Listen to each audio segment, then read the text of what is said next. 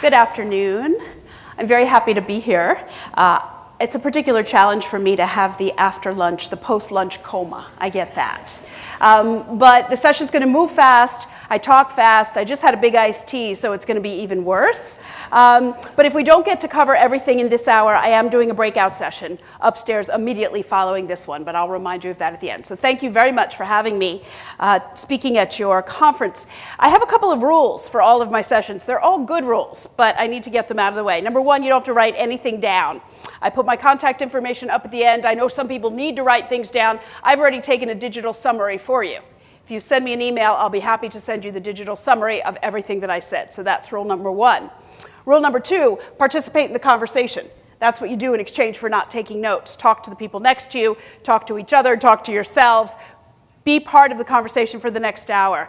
And the third rule is the hardest to follow. For the next hour that we're together, or the hour following that when we're at the breakout session together, for the rest of the conference, when you go back to all your different jurisdictions, I'm going to ask that you refrain from using two words, obviously and clearly. And in my small training sessions, if someone breaks the rule, everyone has to applaud. Now, why do I ask you not to use the words obviously and clearly? For the very simple reason that we live and work in a complex world. Nothing is obvious, and even less is clear.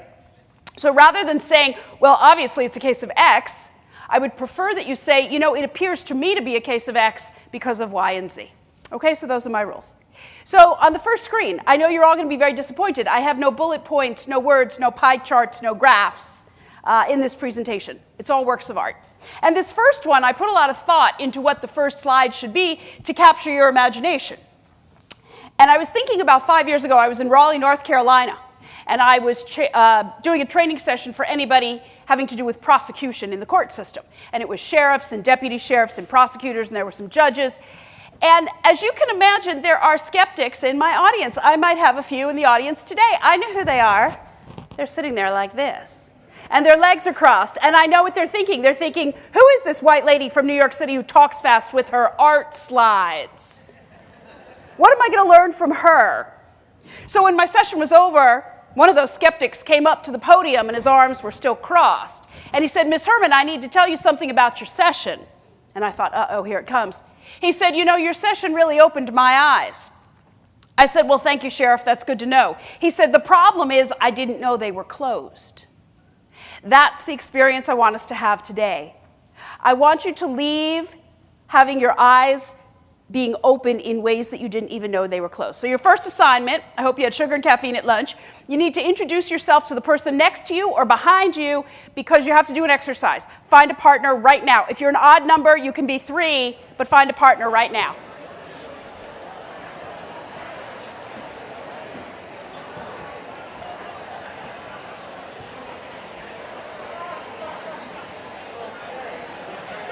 All right. That was the easiest. That was the easiest part of the session today, was finding a partner. So what are you going to do with that partner? All right, when I take this slide down, one of you in the partnership is going to keep your eyes open, and one of you is going to close your eyes. And if you are a trio, one keeps eyes open, 2 close. You're going to have 45 seconds to describe to your partner the slide that I put up. What's in the slide that I put up? Now, I guarantee you've never seen the slide that I've put up on the screen. Why do I do this? Because how many times does someone say to you in the course of your day, hey, picture this? And I know what y'all do. You go like this. Okay, I'm ready, right? You don't do that. You keep typing, you stay on the phone, you keep doing what you're doing, multitasking, because that's what we need to do. But I want you to see what it's like to focus 100% on what someone is saying to you and get a mental image in your mind of what they're describing. Now, describers, you have a hard job. You need to look at something you've never seen before. You are the sole source of information, and you have to describe with precision, clarity, and objectivity what it is you're looking at. And they're relying on you. So decide who's going to keep their eyes open and who's going to close them.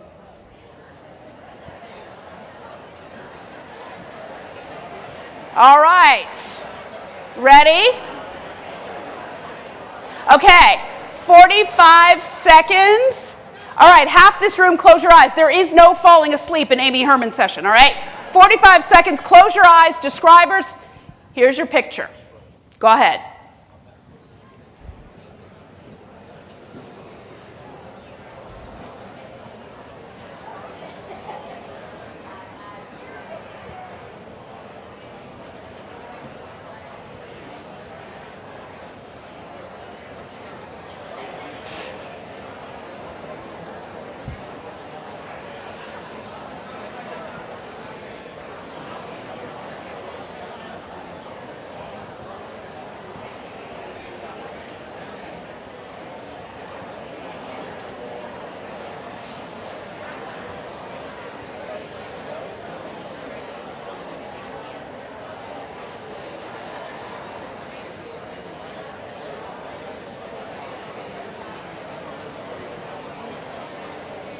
All right, stop. Open your eyes and take a look at what was being described to you. Did you get it right? You had a good idea? That we all right, that we had a table. We have a table in an otherwise empty room with 4 chairs turned upside down, and their legs are intertwining like tree branches. Easy for me to say because I've seen it so many times. So I'm pushing you into the deep end of the pool so you can get used to looking at works of art and talking about it. Now I want you to switch places. Describer becomes the listener. Ready? The other half of the room, shut your eyes. All right, ready? 45 seconds to describe the following image. Go ahead.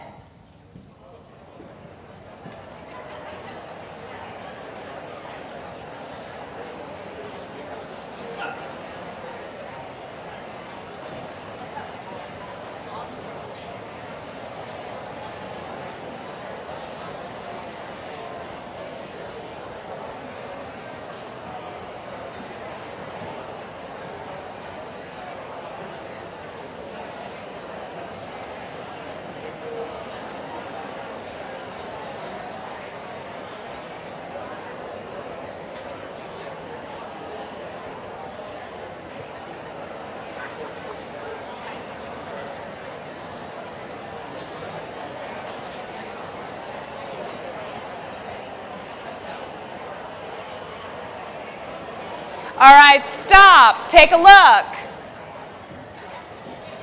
I know what you're thinking. The listeners were saying, what do you mean upside down groceries and a bucket and lipstick? What are you talking about? What are you talking about? So here's what we have to do. Here's what we have to do. First of all, I'm going to tell you something. I'm watching you while all of you are doing this. And describers, this is what you were doing. And it goes like this, and like this, and like this. Their eyes were closed. They couldn't see you. And you were drawing the picture for them. So this gives you an idea of how we think about looking at new data, and more importantly, how do we communicate things with clarity, precision, and objectivity when we've never seen them before. So now you're all good at this. For the next exercise, I don't want you to talk to your new friend. I want you to just do it yourself. I want everyone in the room to raise your right hand, please. Right hand up in the air. Don't talk to your partner about this one. You can only put your hand down, looking at the slide that I've put up on the screen, you can only put your hand down when you see something definitive and unequivocal that you could describe to somebody who wasn't looking at the slide. If you see something absolutely definitive in this slide, you can put your hand down. Now, if your hand is still up, I'm going to tell you there's a mammal in the slide. If you see a mammal definitively and unequivocally, you can put your hand down. Now, if your hand is still up, and there are a lot of you, have your hands up, I'm going to tell you that this is a mammal that has 4 legs. If you see a mammal that has 4 legs in this slide, you can put your hand down. Now, you're all looking weepy. Let me take my hand down. I'm so tired. You can all put your hands down. Now, don't discuss it. I want to show you an overexposed version of this photograph and show you what you were looking at. Oh, go back. Now, raise your hand if you saw the cow in this picture, in this one. Okay, about 15 of you in this entire room saw the cow in this picture. Now, this is not a trick of the eye. This is not an optical illusion. This is a real photograph. It's called the Renshaw cow, and it was developed by a man named Dr. Samuel Renshaw in World War II to help Navy pilots discern enemy warfare. But that's not why I show it to you. I show it to you because about 5 years ago, I went to hear a man speak in New York, and his name was Apollo Robbins. Now, for those of you who don't know who Apollo Robbins is, he used to be a professional con man. And now he works on the right side of the law, and he works in the intelligence community, as do I. I'd heard about him and read about him, and I wanted to go hear him speak. So I grabbed my friend Robin, who works for the DA's office in Manhattan. I said, come on, Robin, let's go hear Apollo Robbins speak. Well, Apollo was standing at the door greeting everybody who came in. I didn't know what he looked like. I thought it was an usher. Shook my hand, shook everyone's hand. Hello, hello, grabbed my arm. Hello.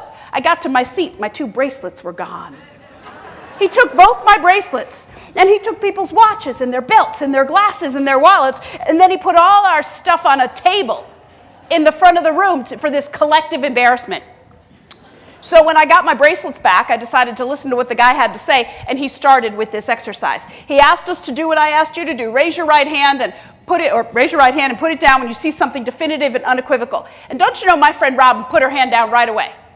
And I'm squinting and I'm thinking, is that a platypus in the upper right-hand corner? Is that a kitten in the lower left-hand corner? Is there an owl up there? I didn't know what I was looking at. And the harder I squinted, the less I saw. And to make matters worse, Robin leans over and whispers, "I can't believe you don't see this," she says. So I start to get nervous and sweat because this is what I do for a living. I help people look at works of art to enhance their observation skills, and I could have looked at this for 20 minutes and I would have never seen the cow. 15 of you in the room, approximately, saw the cow, the rest of you didn't. It says nothing about your perception, but what it says is a premise for this afternoon's session. No two people see anything the same way.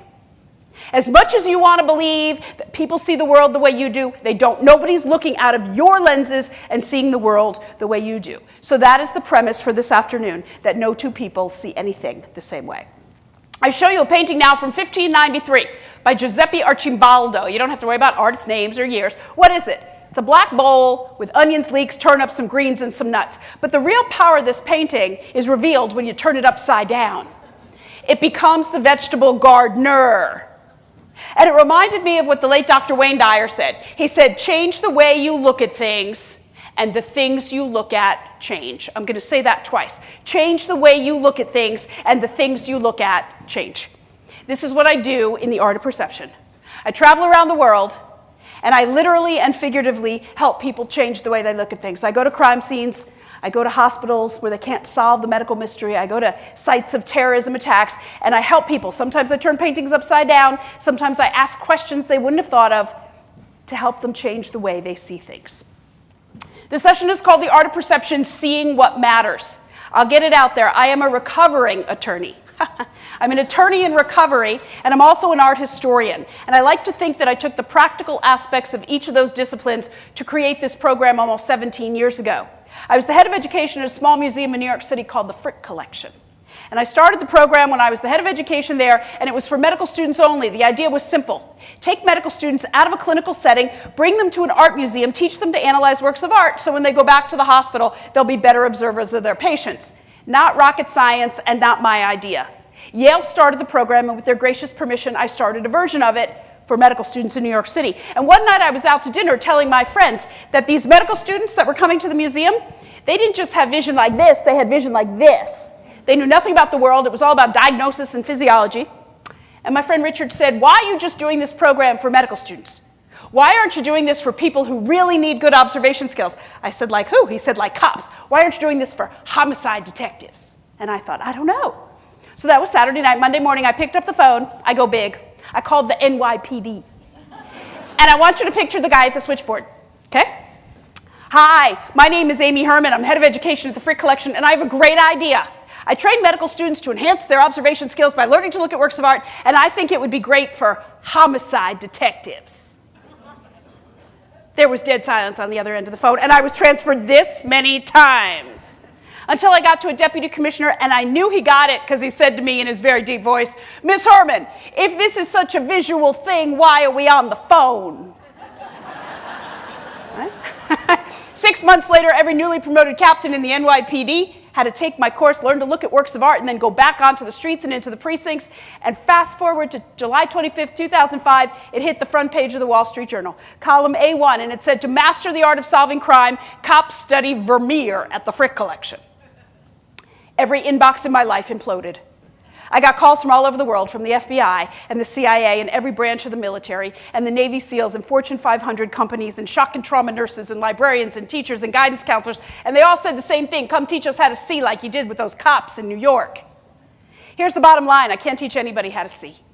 I'm not a neuroscientist, I'm an old lawyer who happens to be an art historian, but what I can do and what I'm going to do with you today is my method called the 4 A's.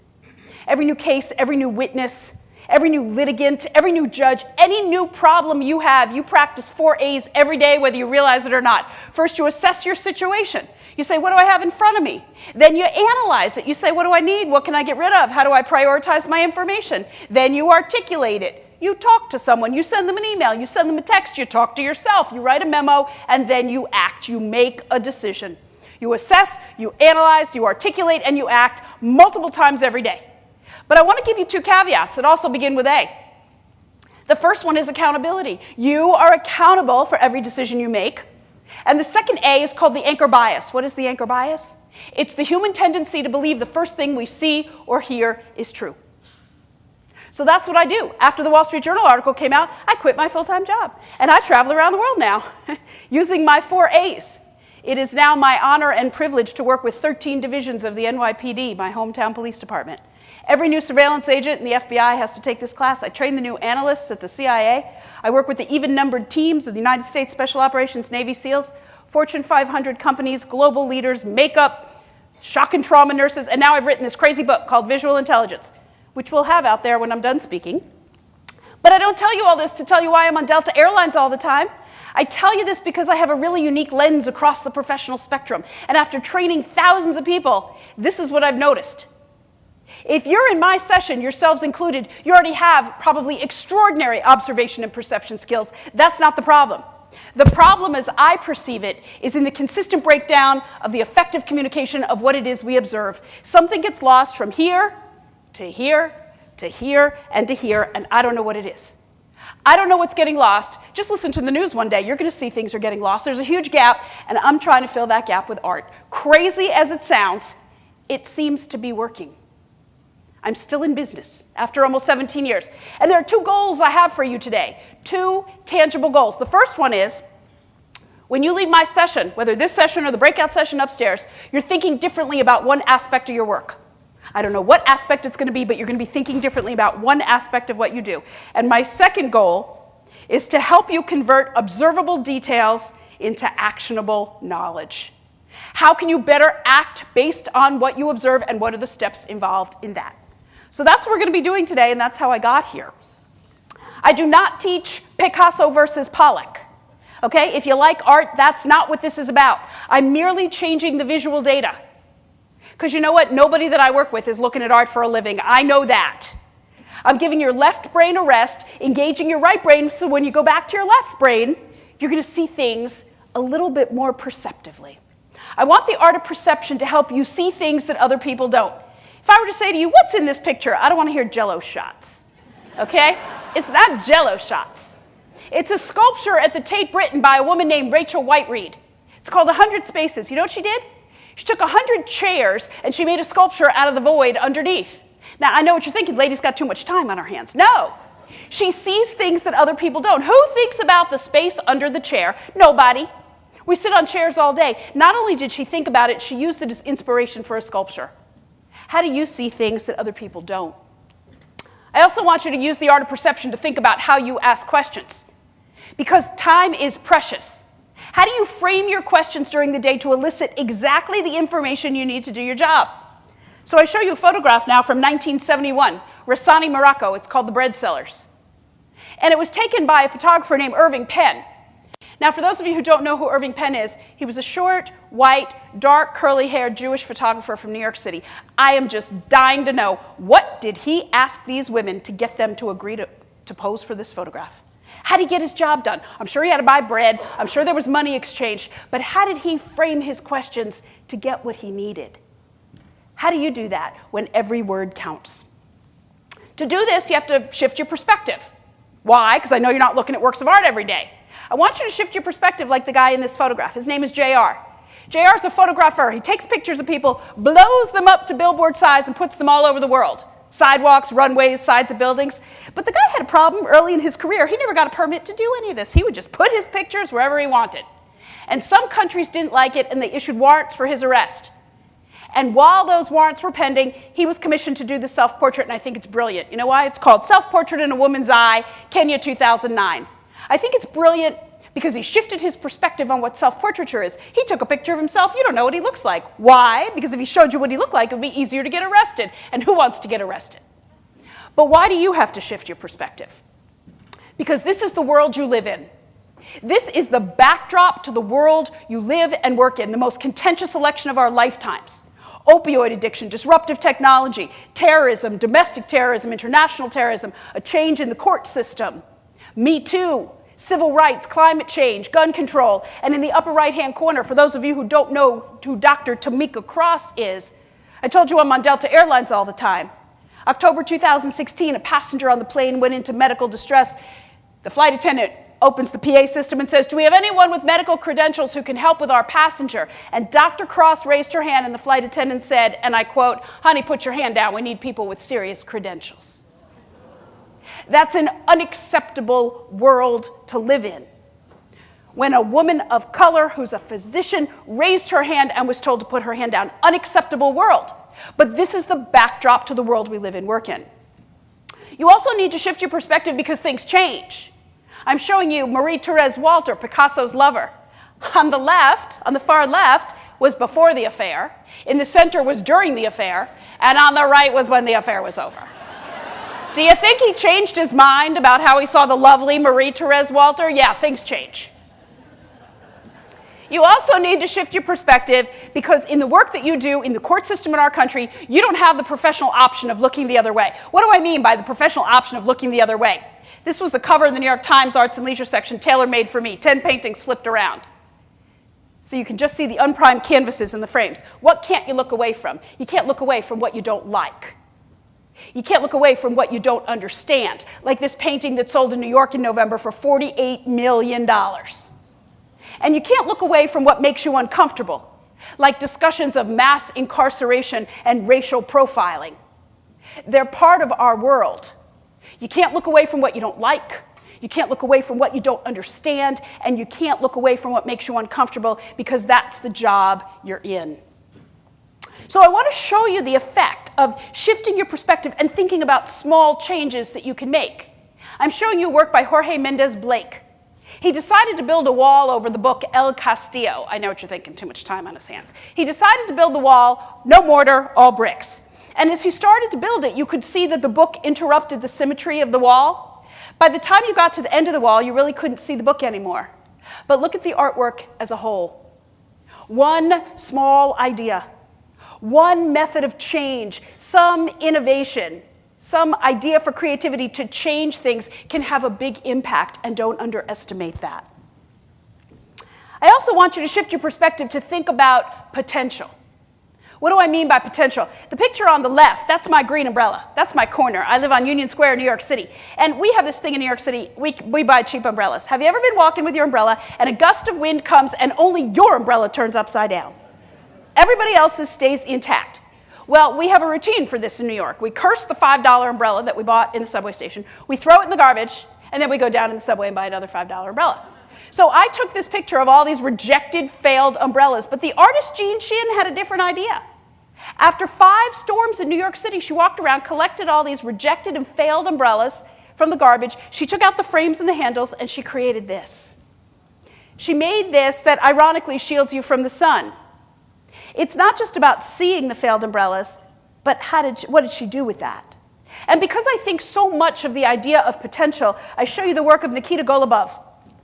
He's an artist in Moscow. Moscow's a filthy city. There's dirt and grime on buildings and on sidewalks everywhere. And with a single gloved finger, he etched out these animals in the dirt. The owl on the left and the tiger on the right. And 2 things struck me when I saw his work for the first time. The first rainstorm, poof, it's all gone. But more importantly, for your purposes, how did he see something that other people walk away from, and how did he act on it? It was a source of creative inspiration. And then there's creative problem solving. I want the art of perception to help you shift your perspective to think about solving problems creatively. Why? Because I started by telling you the world is so complex, it's changing so quickly. Yesterday's solutions are not going to solve tomorrow's problems. They can be a guideline, but they may not work. So I'm showing you a painting by Edward Manet. Manet entered into a contractual agreement in 1880 to paint this little painting of asparagus, and the collector was going to pay him 800 francs. Well, Manet painted the painting. He got the check, but the check was for 1,000 francs instead of 800.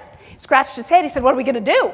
We didn't bargain for 1,000. We bargained for 800. Refunds were not a 19th century concept. So you know what he did? He painted this. He painted a single asparagus and sent it to the collector with a note that said, hey, one fell out of your bunch. Now, to me, that's win-win. Collector gets 2 paintings. Manet keeps the extra money. Solve problems creatively.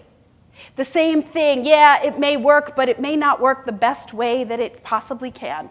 And even Manet wasn't out there all alone. The picture on the left he had seen in Paris, it's a 17th century picture of, guess what, a bunch of asparagus and one stray asparagus. He didn't start from scratch. He said, I saw that. Maybe I can do that too. We live in a broken world. We live in an imperfect world, and we live in an asymmetrical world, but we don't have the opportunity of throwing the baby out with the bathwater. We can't always start again. So I want you to think of the Japanese practice of kintsugi. What is kintsugi? It's when Japanese ceramicists and artisans and potters, they make their wares, and the ones that are imperfect and cracked and broken and asymmetrical, instead of throwing them all away, they fill them in with gold. So what happens to each of these objects? Not only do they become even more valuable, each has its unique history and can be sold for even more. How do you practice kintsugi? How do you fix things that are broken? Look at all these pictures. What do they have in common? They're all heads and they're all faces. And believe it or not, they're all by Picasso. Now, whether you like Picasso or not, immaterial to our discussion today. But the reason I show it to you is because everybody that takes my class around the country and around the world, they're all talented. They're all good at what they do. They're leaders, and they've mastered their jobs. But I believe that being a good leader or mastering your job takes more than talent, because talent is being good at something. It takes something called agility. That ability to express that talent in so many different ways. You can't be a one-trick pony anymore. You just can't. The world is too complicated. So look what Picasso mastered. These are all called Head of a Woman. And he mastered paint and pastel and pencil and crayon and gold and wood and bronze and ceramic and plaster. It's not just one trick. It's not being good at one thing. You have to spread yourself out and be good at a number of things. So how do I do this?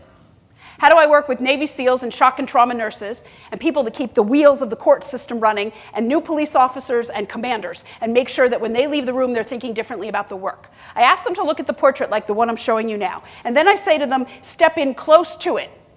And if you step in so close, you're going to have to ask questions of yourself, of your colleagues, and of me. And if you ask the right questions, you're going to find out that this portrait is made of a wooden board, 10,000 nails, and one unbroken piece of sewing thread. One piece of thread made this whole portrait. Now, I know what some of you are thinking. You're thinking, yes, that's really cool. And others are thinking, yes, so what? What does that have to do with my work in the court system? And the answer is everything. It's not about the art. What each of you in this room does, or should be doing every day, is asking questions. That's the only way that you're going to learn and how you're going to grow and figure out new scenarios and solve problems. So is it about the art? No. I want to make sure that you're framing your questions to elicit the information you need to do your job, because nobody has time to waste. So I show you now two portraits. The lovely Mrs. Maud Dale, Mrs. Chester Dale. Her husband was a wealthy philanthropist, and he commissioned these two artists to paint his wife. If I didn't tell you they were the same person, would you necessarily know it? No. Why? Because no two people see any one the same way. Same thing goes for situations. Look at these two paintings by Matisse. The one on the left is from 1905. The one on the right is from 1914. It appears Matisse changed his mind about how he saw the scene out the window. By 1914, the world was a bleaker place. His brother had been taken prisoner by the Germans. We were on the verge of World War I. But the fact that you're in the room with me today tells me you do not paint for a living. If you do those coloring books, don't tell me. It's not about the coloring books.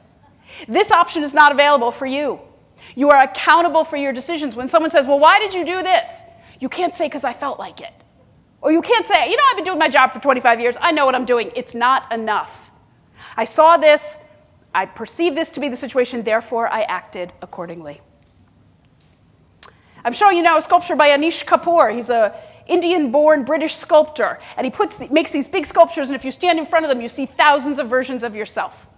Now, some of you may be perceptive. You notice I have short hair. I touch it all the time. Kind of annoys people. I'm always running my fingers through my hair. Why? Because I'm grateful to have it. Seriously. 3 years ago, next week, I walked into the doctor's office. Routine examination. She comes out with a folder and she says, I've got bad news. She said, you have a grade 4 tumor. It's aggressive. You need surgery. You need chemotherapy, and you're going to lose all your hair. And my hair was down to here. Now, you don't know me well, but I said to her, I'm sorry, doctor, I don't have time for that. I said, I'm running a company, I'm writing a book, I'm somebody's mother. I do not have time. And I'll never forget what she said to me. She said to me, you better make the time. Because if you don't, you're not going to be here to do any of that. So I called my best friend, I left the doctor's office, and I said, it sucks, I have this terrible diagnosis, I have a cancerous tumor, I need surgery and chemotherapy, and I'm gonna lose all my hair. And Christine said, you're not gonna lose your hair, I'm coming down, we're gonna go to that barber shop on 14th Street, and we're gonna shave your head together. But what she didn't tell me was afterwards she took me to the Metropolitan Museum of Art, and she made me stand in front of this sculpture and take my little cotton cap off and look at my newly bald self and see thousands of versions of myself. And I know what you're thinking now. What a bitch for a best friend. Who does that? Who does that? Shaves your head with you and then makes you go look at yourself. You know what? I'm indebted to her for the rest of my life because self-perception is critical to professional growth. I needed to take a long, hard look in the mirror and say, okay, Amy Herman, this is what you're going to look like for the next year. You need to know how you look. You need to know how you come across. You need to know if your colleagues can't talk to you before your third cup of coffee. And I'll tell you what I learned in that whole experience. After 16 sessions of chemotherapy, 5 surgeries, a year of immune therapy, and losing all my hair comes back. I am fine, and you don't sweat the small stuff. Thank you. Thank you. Thank you. So I have a theme in my program. It's called Handsome Women of the 18th Century. And here she is, the most handsome woman of the 18th century, and the most important slide for all of you. Why? She's got a red and white bow in her bonnet. She's a brunette. She has dimples, chins, lots of pearls, blue and white dress, blue bow, upholstered chair, and she's holding a nectarine in each of her hands. Why would she possibly be the most important painting in this entire presentation? Because of what's at the bottom of the painting. You see that mahogany table?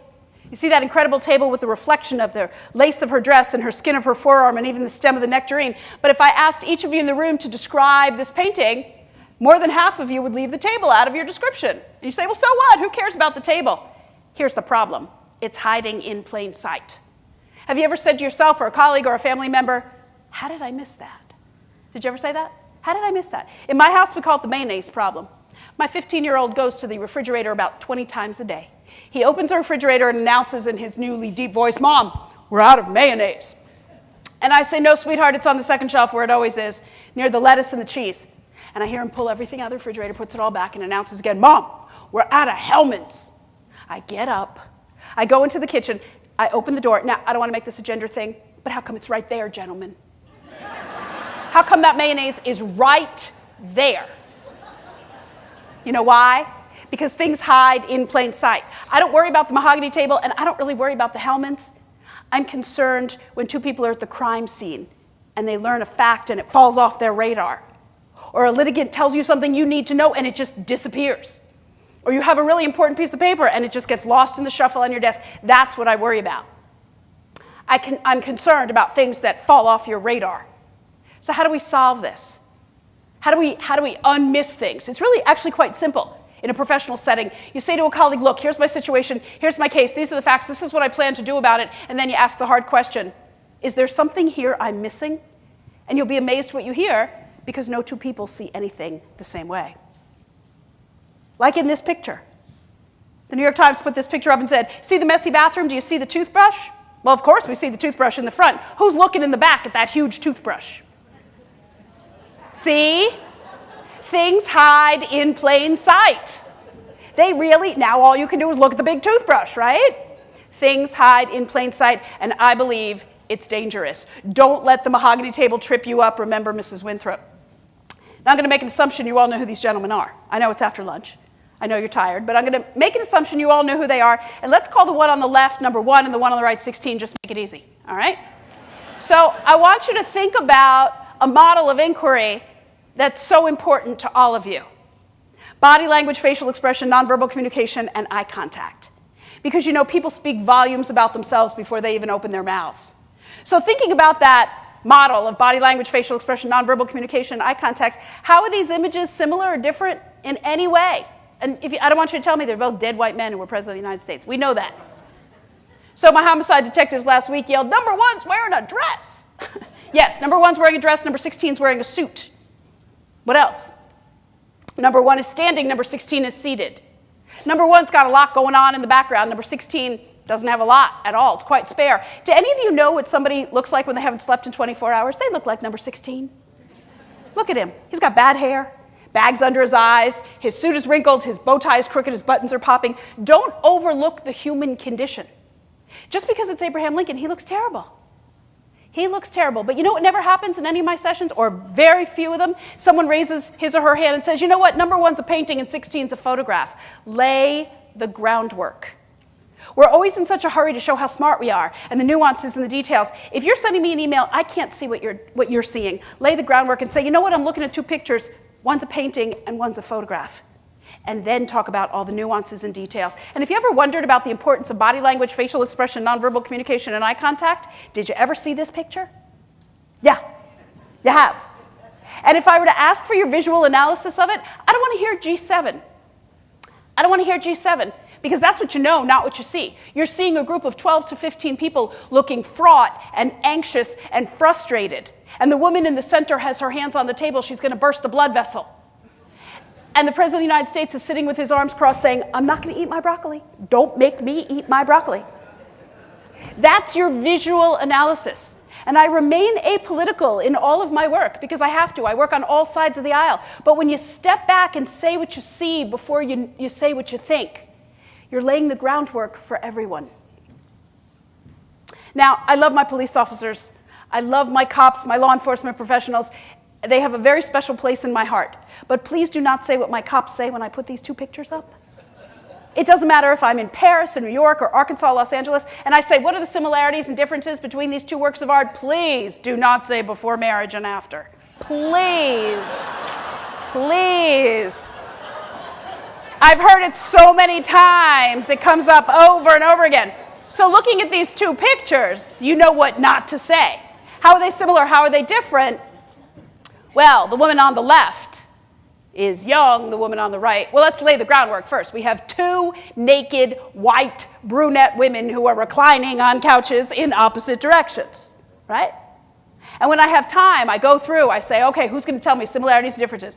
Yeah, one has her eyes open, one has her eyes closed, the couch is lovely in one, scruffy in the other. And it takes a while before someone actually says out loud, hey, you know, the woman on the left is thin, and the woman on the right isn't.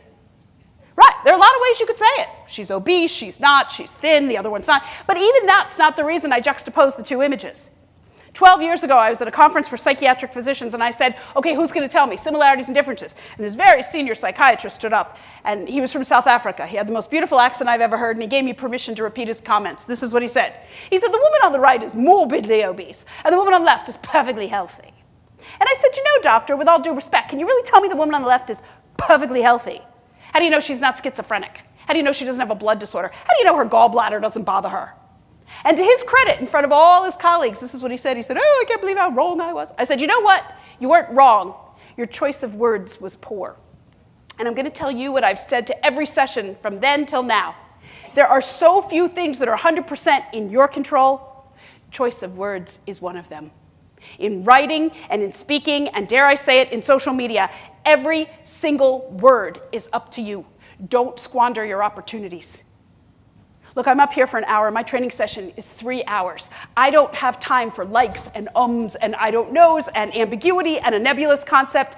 Get it right the first time. Every word counts. So I'm going to shift gears on you.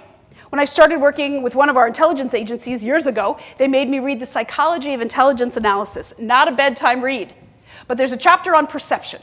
And I love the model that the chapter gave me. It said, any new problem, any new crime, any new witness, any new crime scene, any new problem that you have to tackle, ask 3 questions. And I want you to ask those questions as you're looking at this photograph. Number 1, what do I know? What do I definitively know? Number 2, what don't I know? And number 3, if I had the opportunity to get more information, what do I need to know? So it's what do I know, what don't I know, and if I had the opportunity to get more information, what do I need to know? So looking at this picture, what do you definitively see? A man in water, right? A man in water up to his chin. A man in water up to his chin carrying a very old sewing machine. He has white hair, a white beard, his face is very tan, kind of leathery, and he's smiling. What don't we know? Why? Why is he in water up to his chin? What's with the old sewing machine? Why doesn't he look terrified? Who took the picture? Where is this geographically? And the third question logically follows, if you have the opportunity to get more information, what do you need to know? Who is this guy? Who took his picture and why on earth is he carrying a sewing machine? So the picture was taken in 1986 by a man named Steve McCurry, one of my favorite photographers. McCurry made a name for himself taking pictures of people after the monsoons in India. And this is in the state of Gujarat, 1986. Now, nothing could go viral in the state in 1986, but the picture was so popular that it landed on the front page of National Geographic. The reason the man is smiling is because he lost everything, but he saved his means of making a living. He's a tailor. And he saved his sewing machine. And you see on the side it says Pfaff, P-F-A-F-F. It's an old German sewing machine company. And when the Pfaff company saw this photograph in National Geographic, they sent this guy, through Steve McCurry, a brand new state-of-the-art sewing machine. Now, I tell you that not because it's a touchy-feely, feel-good kind of story. Two reasons. Number one, show you the model of what do I know, what don't I know, and if I had the opportunity to get more information, what do I need to know? But more importantly, for your purposes, when do you take the time to get the backstory?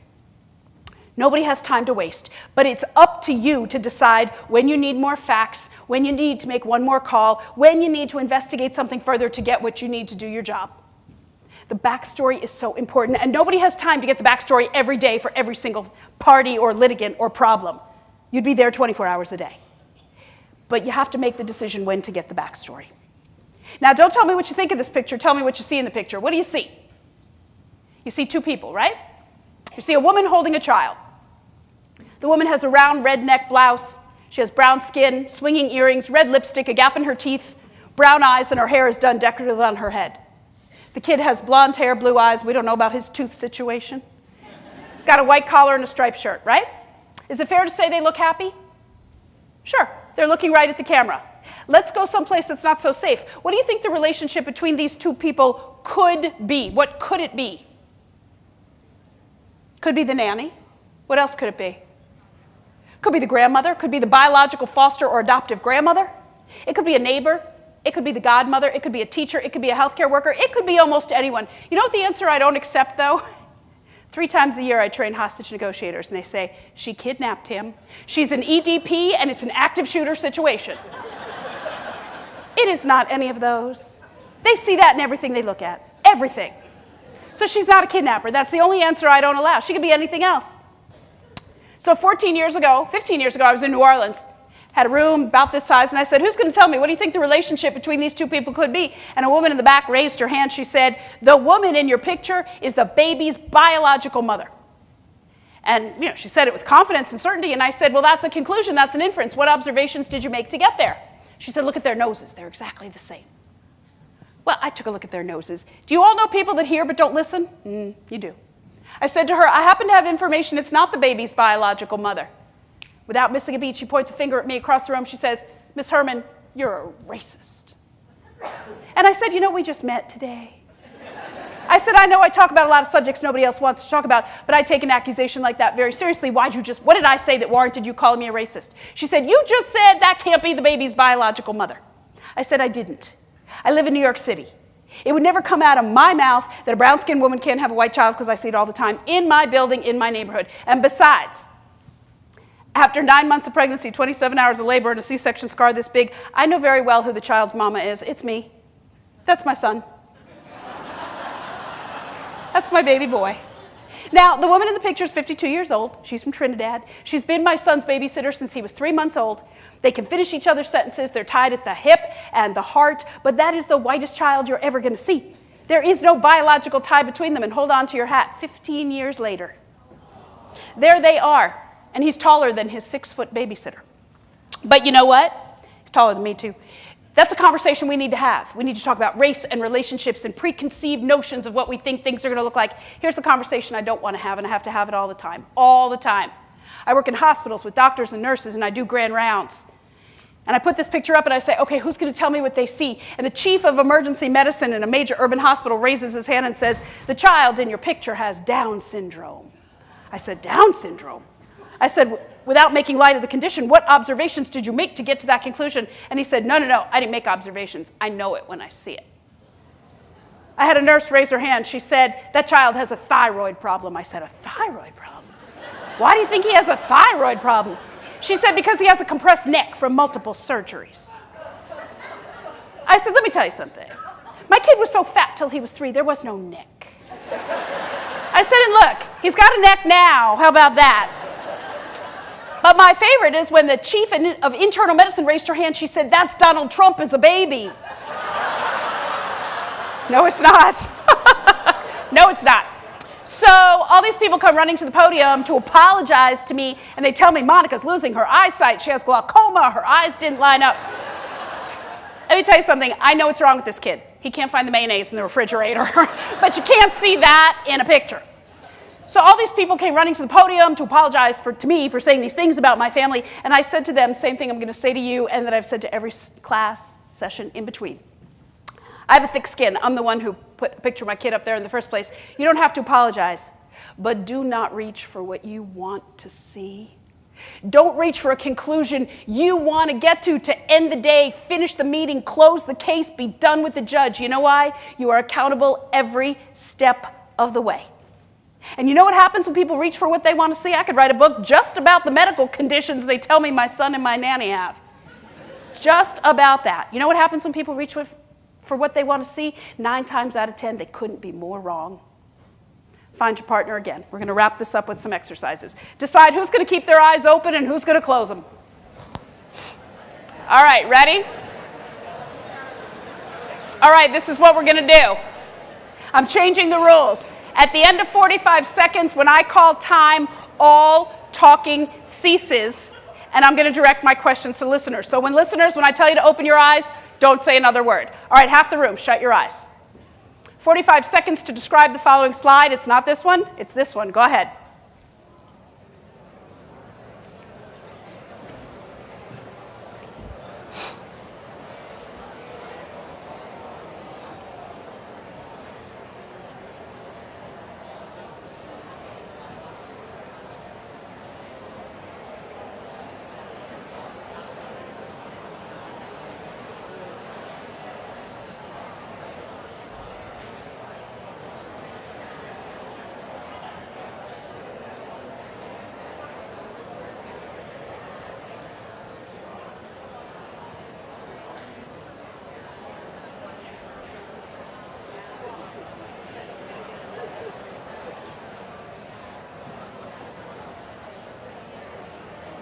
Open your eyes, don't say another word. Open your eyes, don't say another word. Listeners, one of these pictures was being described to you, and I want you to raise your hand when I point to the one that you think was being described to you, okay? All right. Who thinks, now I want to do this the right way because I have to see what you're looking at. Okay, who thinks, raise your hand if you think it was the lower right-hand picture. Raise your hand. Lower right-hand picture, raise your hand. All right, hands down. Who thinks it's the lower left-hand picture? Raise your hand. All right, hands down. Who thinks it's upper left? Raise your hand. Hands down. And who thinks it's upper right? It was upper right. Now, let me tell you something about this. Normally, I walk around the room and I ask everyone who got the answer right to tell me why they got it right. And I've heard a lot of the same answers. I've heard black bridge, sunlight, pink, autumn colors. I've heard a lot of things. But none of those are actually just positive. I want to show you something. Who, by the way, said this was by Monet? Anyone? Good try. They're all by Monet, so that wasn't going to help you. But it was a good try. So I've been doing this for a long time. I've been doing this for almost 17 years. I'm good at what I do. I'm passionate about what I do. I'm committed to what I do. But I can tell you what I'm terrible at. I'm terrible at PowerPoint. If any of you happen to notice the white border on the right side and the bottom of the slide, your game is over. Do you see that? If you saw the white border and you communicated it to your partner, game over, you win. And I know what you're thinking. You're thinking, that's just stupid. You're thinking, I had 45 seconds to describe this really complex image of bridge and water and light and reflection and trees. Why would I waste precious time on an inane white border? You know why? It's the game changer. It is the one thing that if you saw and communicated it, you win. And I will tell you that I've been doing this exercise for 14 years, since 2004. And in those 14 years, 8 pairs of people have self-identified to me that they included the white border in their description. 4 of those 8 have been United States Navy SEALs. And when I asked them, why did you include the border in their description? You know what they said? Because we're trained to use every piece of information we have. So are you. Go broad. It's the best advice I can give you. Have a wide lens. Go from this to this. I know you want to be narrow and laser focused on what you do, but you lose a lot of good information. Go broad. You can always get rid of it later. I have to skip a slide because I'm short on time, but I'm going to have a session upstairs. Do you remember in the opening session I showed you a picture of a man who took a picture of himself in a woman's eye? This is his work. This is what he does. And I gave it as an exercise to some of my classes, and I said, write 4 words to describe what you see in this picture. And I collected the papers for 6 months. Do you know 1/3 of the people that participated in the exercise did not say face painting photo in their 4 words? And I thought, well, what else could you say? They said a lot of things. They said stairs, hot, climbing, wires, ghetto, slum, favela, Rio, Brazil, boys, beer, boxes, trucks. They said all sorts of things. And I realized something. I started this session almost an hour ago telling you no 2 people see anything the same way. And as I begin to conclude, I need to refine that and tell you no 2 people prioritize the same way. You are accountable for your prioritization. Blah, blah, blah, blah. I have 9 minutes left. What have I been saying for an hour? What are you going to take away? What are your takeaways? You couldn't take any notes. Number 1, take a different view. Because what you see the second time is not necessarily what you saw the first time. When you have an opportunity to look at something differently, the picture on the right, my editor took that on his knees looking through the bench. Look how different the whole park looks. And the painting on the left is called View from the Balcony. Not what you'd think a view from the balcony would be. Number 2, look again. We have this problem with eyewitness identification, thinking we know what we saw. Look at this sculpture. It looks like a grandfather clock with a sheet thrown over it and a rope tied around the center. Guess what? There's no clock, there's no sheet, and there's no rope. The whole thing's carved from white mahogany. The whole thing. No 2 people see anything the same way. We have a girl on the floor in this painting. She's sad. Sob, sob. Until a mother of a teenage girl in one of my classes said, she's not sad, she's mad. S-O-B. S-O-B. I didn't even think of that. I don't have a teenage girl in my house. My nurses tell me she can't breathe. That means shortness of breath, shortness of breath. No 2 people see anything the same way. Big picture and small details, they're equally important. You have the barmaid, the marble bar, the champagne, the bass ale, the oranges, the flowers. You see the mirror behind her. You can even see the barmaid's backside and the customer. But look way up in the upper left-hand corner. You see the trapeze artist's feet swinging on the trapeze. That's why everyone's gathered in the first place. It's important to be a small details and a big picture person. Great leaders, it's very simple. Great leaders are great listeners. The man who stole my bracelets became a mentor. He has a great line. He said, we have 2 ears and 1 mouth for a reason. Use them proportionally. Listen before you speak. I'm not advocating smoking. I'm advocating collecting your thoughts for 15 minutes a day without a screen. Put your screens down. My 15-year-old said, what am I going to do for 15 minutes? I said, anything else. Go talk to a colleague. Go take a walk. Make dinner. Have a glass of wine. Do something. You think differently. You communicate differently. And you prioritize differently when you are not looking at a screen. Creative and resourceful in your work. I know you're not making painting and sculpture and video, but be resourceful, like the artist here, Ella Natsui. Because after the events of 9/11 happened, the 9/11 Commission came back and said, the intelligence community of the United States lacked creativity and imagination. They were so focused on what would happen that they couldn't see what could happen.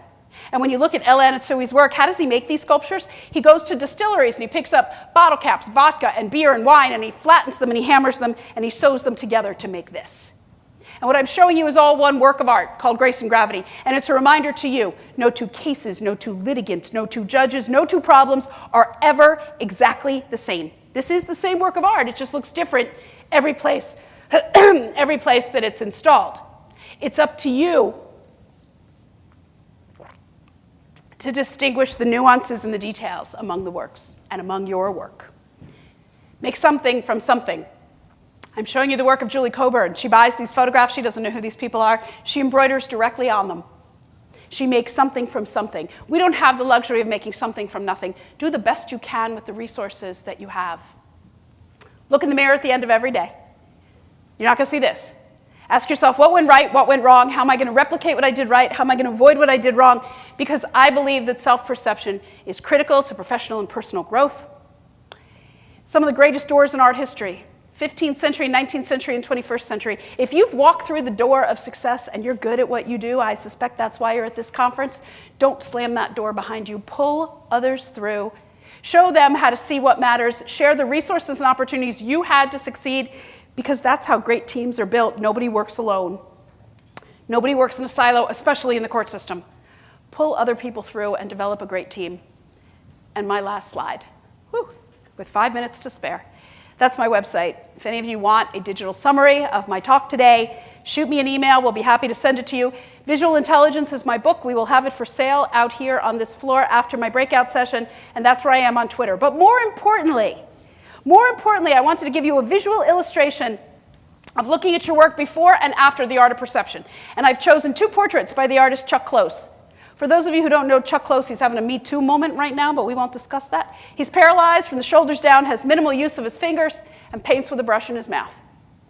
And the picture on the left is Chuck's portrait from 1995. Bald, white man, green eyes, round glasses, and a goatee and a t-shirt looking right out at you. That's how you saw your work before our session together. Nothing wrong with seeing the world this way. But I hope after our session today, you'll see your work more like Chuck's portrait from 6 years later. He broke down every quadrant of information. He made it more colorful, more complex, more interesting, more compelling, lowered his glasses to get the big picture and not miss the small details. And I believe if you do the things we talked about today, the 4 A's, you frame your questions, you choose your words, you watch your biases, your assumptions, if you keep that all in check and think about it, it makes you a sharper professional and more interesting person. I will end with this last story, and then I'll take 5 minutes of questions if you have any, and then we'll continue upstairs. When my son was in elementary school, he went to school in the West Village, I lived in the East Village. I'm never home. I'm on the road all the time, but when I was home, I liked to take him to school. So I took him to school, and I'm jogging home across 12th Street one day to get some exercise, and a man in a wheelchair comes out of the building, and he's got a rope tied around his midsection. He's walking the cutest puppy I've ever seen.